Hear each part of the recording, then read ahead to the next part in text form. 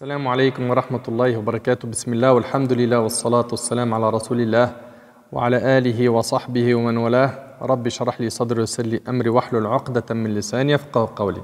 Mes frères et sœurs, aujourd'hui avec l'aide d'Allah Tabarak wa Ta'ala, notre thème est nos erreurs pendant le mois de Ramadan.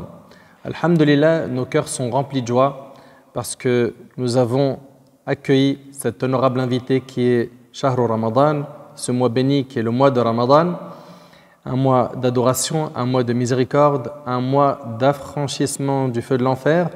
Il s'agit du mois du Coran, il s'agit d'un mois dans lequel nous faisons des efforts, nous faisons plus d'adoration et nous demandons à Allah subhanahu wa ta'ala de nous pardonner.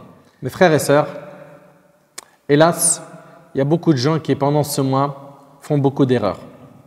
Et nous allons, Inch'Allah, mettre le doigt sur ces erreurs afin que pendant ce mois, on ne soit pas dans l'insouciance et qu'on fasse très attention à bien profiter de ce mois. Alors la première des erreurs que les gens font pendant ce mois, c'est qu'ils ne l'apprécient pas à sa juste valeur. C'est-à-dire qu'il y a des gens, parmi les musulmans, qui vont considérer ce mois comme n'importe quel mois. Et ça, c'est une très grande erreur. Il faut impérativement que dans ton cœur, tu comprennes que c'est une occasion en or qui nous est présentée, celle d'être vivant pendant le mois de Ramadan. Le prophète sallallahu alayhi wa sallam, dans le hadith rapporté par Bukhari et Muslim selon Abu Huraira radiyallahu anhu, il a dit: quand arrive le mois du Ramadan, les portes du paradis sont ouvertes, les portes de l'enfer sont fermées et les démons sont mis au fer. C'est-à-dire quoi? C'est-à-dire que les rebelles parmi les démons sont enchaînés. Et pendant ce mois, il y a une nuit qui vaut mieux que 1000 mois. C'est Laylatul Qadr. Allah Ta'ala nous dit: Laylatul Qadri khayrun min alfi shahr. La nuit du destin vaut mieux que 1000 mois. Elle vaut mieux que 1000 mois d'adoration. Et donc tous ces arguments doivent nous motiver à faire beaucoup d'efforts dans les adorations. Pourquoi? Pour être quelqu'un de meilleur, pour obtenir le pardon d'Allah Tabarak wa Ta'ala. Également, il y a une parmi les erreurs qui est commise chez certains, c'est le fait de ne pas être à l'aise pendant ce mois, le fait de sentir de la gêne parce qu'on jeûne le mois de Ramadan. Certains, malheureusement, pendant ce mois, ils se sentent bridés, ils se sentent mal, voire étouffé. Pourquoi? Parce qu'il ne peut plus toucher à la cigarette, parce qu'il ne peut plus appeler sa copine et faire du haram comme il avait l'habitude de le faire. Beaucoup de gens malheureusement se sentent mal pendant le mois de Ramadan parce qu'ils ne peuvent plus faire tel et tel péché. Mon frère ainsi que toi ma sœur, saisis cette opportunité qui t'est offerte, celle d'être vivant pendant Ramadan pour te débarrasser justement de ces péchés, de te débarrasser de la cigarette, des relations illicites, de te débarrasser de l'écoute du haram, de te débarrasser de l'argent sale. C'est maintenant que tu dois saisir cette opportunité et ne pas repousser les bonnes actions à demain. Beaucoup de gens, malheureusement, sont tombés dans ce qu'on appelle at-taswif, le fait de remettre la bonne action à demain. Saoufa, c'est-à-dire, Inch'Allah, je vais prier, t'inquiète. Mon frère, pourquoi tu ne pries pas pendant Ramadan? Ça arrive. Pourquoi tu ne portes pas encore ton hijab, ma sœur? Inch'Allah, t'inquiète pas, je laisse projet, mais pas maintenant. Ne repousse jamais une bonne action que tu peux faire aujourd'hui. Car aujourd'hui t'appartient, demain, tu n'es pas sûr d'être vivant. Parmi les erreurs commises pendant Ramadan, la paresse, le fait de dormir toute la journée. On a des gens qui vont dormir toute la journée pendant Ramadan. Ils vont par ce sommeil éliminer Salat al-Dhuhr. Certains même vont dormir jusqu'au Maghrib. C'est-à-dire que toute la nuit, il est réveillé, et on parlera après des erreurs commises la nuit, et la journée, c'est dormir. Elles sont où tes prières? Je ne suis pas en train de dire que ton jeûne n'est pas valide parce que tu ne pries pas. On a déjà abordé ce sujet d'ailleurs. Celui qui ne prie pas et qui jeûne, son jeûne, on espère, Inch'Allah, qu'il soit accepté par Allah subhanahu wa ta'ala. En tout cas, il est valide, ça veut dire qu'il est compté pour lui. D'accord? Mais ça ne veut pas dire par là qu'il nous est demandé que de jeûner. Vous savez très bien qu'on a 5 piliers dans notre religion. Il faut impérativement les mettre en pratique. Impérativement. Et puis la prière, normalement, à partir de l'âge de 10 ans, tu fais la salat, comme ça nous a été enseigné dans les textes de la sunna. Donc, celui ou celle qui dort toute la journée, c'est quoi ce type de jeûne-là? C'est quoi ce jeûne en fait? Qu'est-ce que tu fais exactement pour te rapprocher d'Allah? Tu dors seulement, c'est ça? Allah subhanahu wa ta'ala, je vous le rappelle, il nous a dit « La'allakum tattaqoun ».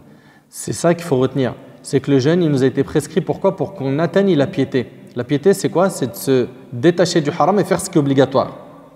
Parmi les erreurs commises, il y a le fait de veiller la nuit longtemps sans raison valable. Si seulement il ou elle veillait pour lire le Coran, tant mieux d'ailleurs. D'ailleurs, dans un hadith, as-siyam wal Coran, ils vont intercéder en la faveur de leur auteur, le jeûne et le Coran intercéderont. D'ailleurs, le Coran dira: je l'ai empêché de dormir la nuit. C'est-à-dire qu'il a tellement lu le Coran la nuit qu'il n'a pas dormi. Mais aujourd'hui, non. Les gens veillent la nuit pas pour lire le Coran, pas pour prier des prières nocturnes, des prières de nuit. Non. Mais pourquoi? Pour papoter entre potes en bas d'un immeuble, en fumant, malheureusement, de la drogue, en dérangeant le voisinage, en transformant le hall en une salle pleine de fumée, en nuisant au voisinage, que des choses qui sont interdites en islam.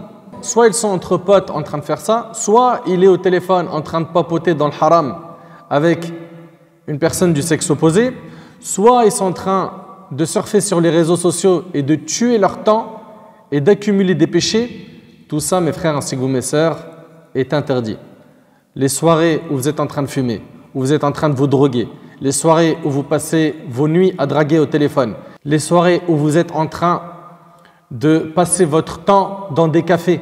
Wallahi, je me rappelle, les années précédentes, on sortait de la mosquée après Tarawih et je voyais les cafés remplis, blindés. C'est une catastrophe de voir autant de gens dans les cafés alors que normalement vous êtes censé faire quoi? Prier, lire le Coran, demander pardon à Allah subhanahu wa ta'ala, vous rapprocher d'Allah. D'autres sont devant la télé, les chaînes télévisées.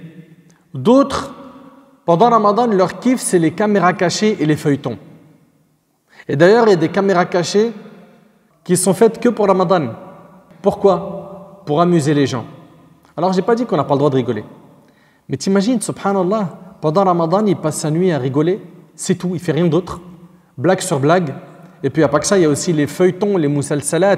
Vos parents savent de quoi je parle. Pas que les parents d'ailleurs. Vous regardez des feuilletons. Parce que ces feuilletons-là, ils sont inédits. Ils viennent que pendant Ramadan. On regarde donc la télé avec tout ce que ça contient comme obscénité, comme exhibition, comme paroles obscènes, comme insultes, gros mots. C'est-à-dire dans la journée on jeûne, on obéit à Allah et la nuit, on perd toutes les récompenses qu'on a gagnées. Vous trouvez ça logique, franchement? C'est pas normal. C'est pas normal de passer son mois de Ramadan devant la télé, devant son smartphone, devant son ordinateur. On n'a pas de temps à perdre. Il se peut que ce soit le dernier mois que tu jeûnes de ta vie. Combien de nos proches, de nos amis étaient avec nous l'année dernière et cette année ils sont sous terre? Combien? Parmi les erreurs pendant le mois de Ramadan, il y a le fait de trop manger. Au lieu d'être le mois du jeûne, des prières nocturnes, des bonnes œuvres, non. On va certes jeûner dans la journée et la nuit, on va tellement manger jusqu'à ne plus bouger. Jusqu'à même certains, ils n'arrivent plus à respirer. Il est KO, allongé, tu lui dis lève-toi, fais la prière. Il dit voilà, j'arrive pas. Et il transpire, il sue. Pourquoi? Il a mis la montagne de Uhud dans son ventre. Mais subhanallah, c'est pas ça la sunna. Dans un hadith rapporté par l'imam al-Tirmidhi, le prophète sallallahu alayhi wa sallam a dit: jamais le fils d'Adam n'a rempli de récipients pire que son ventre. Il suffisait pourtant au fils d'Adam de quelques bouchées pour subvenir à ses besoins. Et même s'il lui en fallait absolument davantage, qu'il réserve donc un tiers de son estomac, pourquoi? Pour la nourriture, un autre tiers pour la boisson et un tiers à sa respiration. Ahna, on a 15 tiers de viande. 15 tiers de viande. On n'arrive plus à bouger, je vous dis. Tu lui dis va prier Tarawih ou dès qu'il va prier derrière un imam, ou s'il prie chez lui, il n'arrive pas. Il n'arrive pas à assumer 2 rak'at. Il dit wallah, je ne sais pas ce qui se passe aujourd'hui, je me sens pas bien. Regarde tout ce que tu as mangé, mon frère. Ou toi, ma sœur.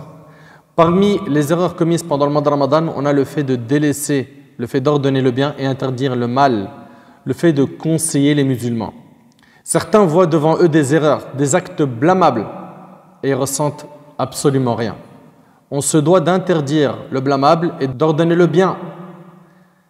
Mais si on pense au fond de notre cœur que personne ne nous écoutera, si vous pensez tous comme ça, personne ne fera la da'wah.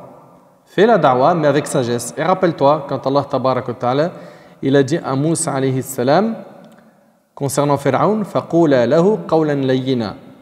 Parlez-lui gentiment. Donc parle gentiment avec les gens, mets la forme et ne délaisse pas la da'wah. Surtout quand vous rentrez chez vous et que vous voyez des jeunes autour de l'immeuble qui sont en train de faire des péchés. Allez les voir, parlez-leur, bloquez 2-3 minutes. Une de vos paroles peut ouvrir, par la permission d'Allah subhanahu wa ta'ala, l'un des cœurs de ces jeunes. Ou les membres de votre famille dans le cas où c'est eux qui sont loin d'Allah. Et n'oubliez pas que le prophète il a dit « Ad-dinun nasiha » la religion c'est le bon conseil. Et c'est rapporté par l'imam muslim. Parmi les erreurs de certains pendant Ramadan, on a le fait que pendant ce mois, il y en a beaucoup qui vont mendier alors qu'ils ne sont pas dans le besoin. Certains même, ils vont jouer avec les sentiments des gens et ils savent que pendant ce mois-là, les gens sont généreux et ils vont utiliser des ruses pour mendier. Ils accumulent des péchés, qu'ils craignent Allah subhanahu wa ta'ala. Le prophète nous a enseigné que la main qui donne est meilleure que la main qui reçoit. Apprends à ne pas tendre ta main. Garde ta fierté. Et le prophète a dit que celui qui n'exprime pas son besoin, Allah le met au-dessus du besoin. Allahu Akbar. Parmi les erreurs commises pendant ce mois, on a la calomnie et la médisance et les péchés de la langue qui se normalisent. Oui, je jeûne, je ne mange pas, mais sa langue, c'est une tronçonneuse. Toute la journée, il est en train de salir l'honneur d'un tel, parler sur le dos d'un tel, lancer des rumeurs sur un tel, mentir sur un tel, calomnier un tel. Dans le hadith rapporté par le Bukhari selon Abu Hurayra radiyallahu anhu, le prophète a dit celui qui n'abandonne pas le mensonge, Allah n'a pas besoin qu'il s'abstienne de manger et de boire. Et on a des gens malheureusement qui vont mentir, salir l'honneur d'autrui, insulter les gens, mentir, et on vous a dit que tout cela fait partie des péchés de la langue qu'il faut éliminer. Parmi les péchés qu'on a pendant Ramadan et les erreurs commises pendant Ramadan, on a le fait que certains ils vont écouter de la musique à fond. Alors, en dehors de Ramadan déjà, tu sais très bien ce que ça apporte à ton cœur et dans ta relation avec Allah. Mais pendant Ramadan, c'est grave. Rappelle-toi que Ramadan, c'est le mois du Coran. Allah Ta'ala il nous dit « Shahru Ramadan alladhi unzila fihi al-Qur'an » le mois du Ramadan dans lequel a été révélé le Coran. Et on a des gens qui ni pendant Ramadan, ni en dehors de Ramadan, il se connecte au Coran. Non, il est connecté au son, chez lui ou avec ses amis. Ils écoutent de la musique à fond. La hawla wa la quwwata illa billah al-ali al-azim. Et j'implore Allah subhanahu wa ta'ala de les guider et de guider les prêcheurs qui les orientent vers ces opinions isolées en disant toute la journée, comme on l'entend, Ibn Hazm a dit, ils prennent jamais de leur vie les opinions d'Ibn Hazm, mais d'un seul coup, ici, il faut les prendre. Parmi les erreurs commises pendant le mois de Ramadan, il y a le fait que certains vont manger, vont rompre le jeûne sous prétexte qu'ils ont des examens à l'école. Oui, à l'école, en fait, si moi je jeûne le jour de mon examen, je risque de perdre dans ma concentration. Vous imaginez si les compagnons, radiyallahu anhum, ils avaient dit ça, eux qui ont déjà combattu pendant Ramadan, ils ont fait la guerre pendant Ramadan. Il faisait chaud. L'ennemi était très armé comparé à eux, qui n'avaient pas assez d'armes.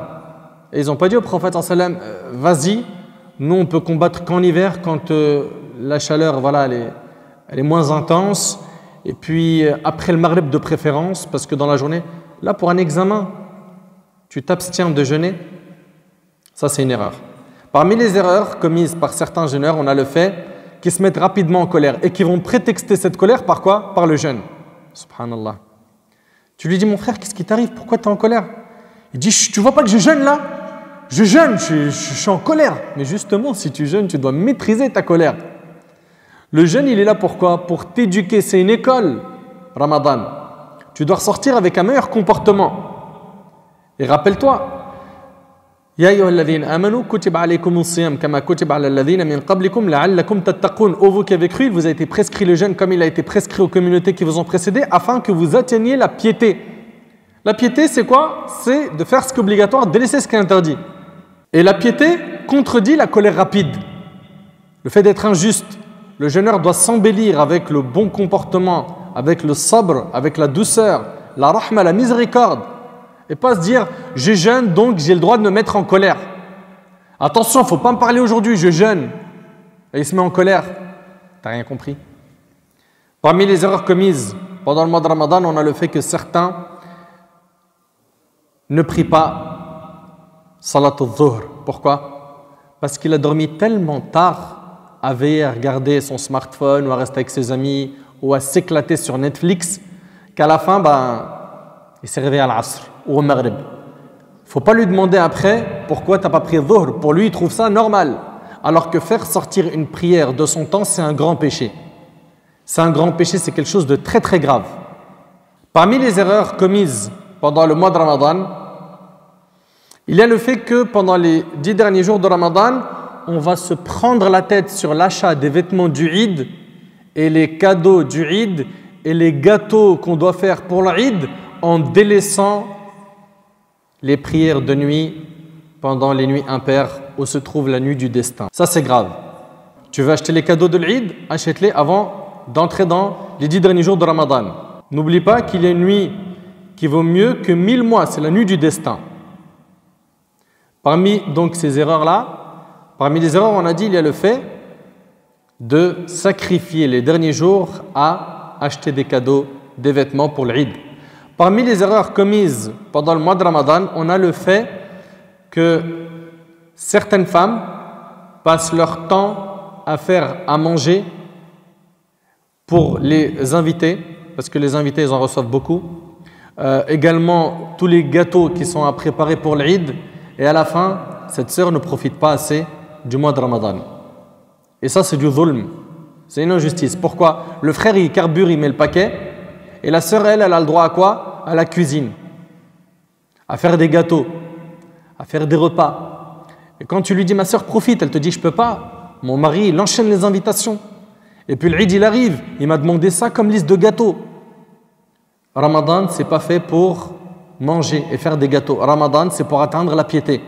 Donc mon frère, tu es responsable de ta femme. Tu es responsable de ta famille, de tes enfants. Crains ton Seigneur et fais en sorte que toute ta famille baigne dans l'ibada pendant Ramadan. Parmi les erreurs qu'on a pendant Ramadan, il y a le fait de ne pas prier Tarawih. Subhanallah, le prophète sallallahu alayhi wa sallam, il nous dit, celui qui a veillé à prier les nuits du Ramadan, poussé par sa foi, imanan wa ihtisaban, ghufira lahu ma taqaddama min dhanbi, poussé par sa foi et par l'unique espoir de la récompense d'Allah, Allah lui pardonne ses péchés précédents rapportés par Bukhari et Muslim sur Abu Huraira. Pourquoi est-ce que tu délaisses Tarawih? Pour quelle raison? Prie quelques rak'at. Même chez toi, si tu ne veux pas aller à la mosquée, mais prie un peu. Prie après Salat al-Isha, quelques rak'at. Rapproche-toi d'Allah subhanahu wa ta'ala.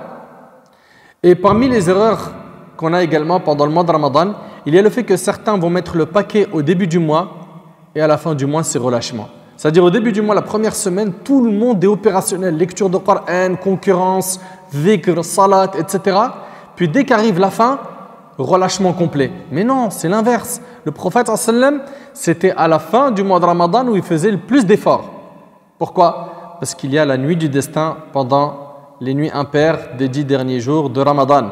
Fallah ibarik fikum, retenez que Ramadan, c'est une occasion en or. On n'a pas le droit de la perdre, cette occasion. On n'a pas le droit. Celui qui a toujours senti qu'il était loin d'Allah subhanahu wa ta'ala, qu'il a du mal, qu'il aimerait être meilleur, mais il n'arrive pas. Mais c'est maintenant. C'est maintenant. Profite de cette occasion. Parmi les erreurs commises pendant Ramadan, et c'est avec ça que je termine, c'est le fait qu'on jette énormément de nourriture à la poubelle. Parmi ces erreurs, donc, il y a le fait de jeter à la poubelle. Les gens ont les yeux plus gros que le ventre. Ils font trop de courses. Ils font trop à manger et à la fin, ça ne se mange pas, ça reste dans le frigo plusieurs jours jusqu'à la fin finir à la poubelle. Si vous voyez que vous avez un surplus, le jour où vous avez fait ce repas, donnez-en un petit peu à vos voisins, qu'ils soient musulmans ou non. Ou bien si vous connaissez des associations qui font des maraudes, connectez-vous à eux. Essayez de trouver un plan pour ne pas jeter de la nourriture à la poubelle. Mais malheureusement aujourd'hui, les gens le font sans aucune gêne. Et ça, c'est grave. C'est grave, fahbab al-kiram, que chacun d'entre nous prenne en considération toutes ces erreurs. Et si jamais tu t'es reconnu sur certains de ces points, c'est l'occasion. C'est l'occasion de changer, c'est l'occasion de corriger, c'est l'occasion de réparer. J'implore Allah subhanahu wa ta'ala de nous faciliter d'être bons et d'être constants dans nos adorations pendant ce mois et surtout les 10 dernières nuits de Ramadan, d'y mettre le paquet car il s'y trouve une nuit qui vaut mieux que 1000 mois. أسأل الله سبحانه وتعالى أن ينفعني بما قلت وأن ينفعكم بما سمعتم. هذا ما أعلم والله عز وجل أعلى وأعلم. سبحانك اللهم بحمدك أشهد أن لا إله إلا أنت أستغفرك وأتوب إليك. جزاكم الله خير وآخر دعوانا أن الحمد لله رب العالمين.